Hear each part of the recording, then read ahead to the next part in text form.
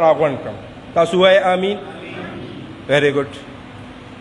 دوه خبرې شوې، یو دا به دې میاشت کې به نجات حاصلو، نمبر 2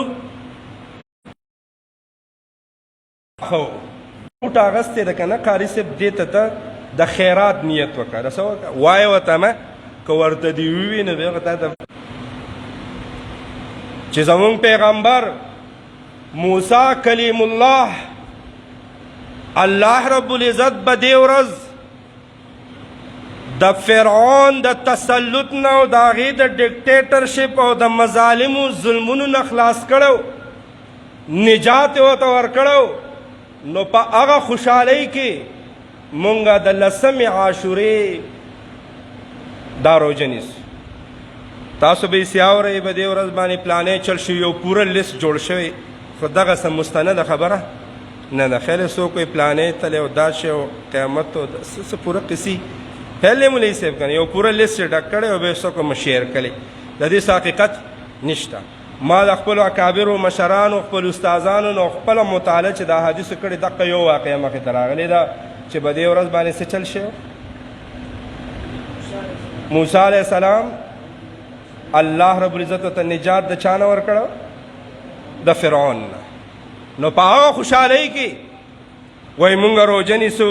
محمد رسول الله صلی الله علیه وسلم ورته جواب کې وفرمایل ای یهودیانو ستاسو نه خو ماته موسی علیه السلام نږدې دی، نو پکار ده چې دا عمل زه ستاسو نه ښه وکړم، خپل امت ته پیغام ورکړم، میسج ورکړم، خپل ورثه به دې پوه کړم چې کور کور ته د کوټ منظرې او هر ګوټ ته د دنیا دا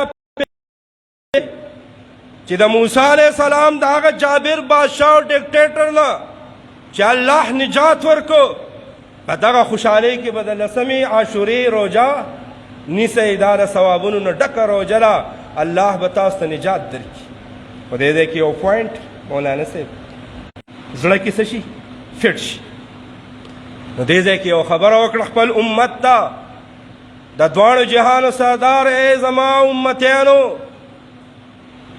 یهود د مسلمانانو ازلی دشمنان دي، دا چرته مسلمانان خوشحاله لیدل نه غواړي.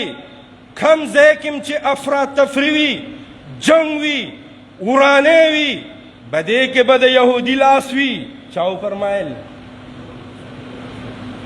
محمد رسول الله صلی الله علیه وسلم.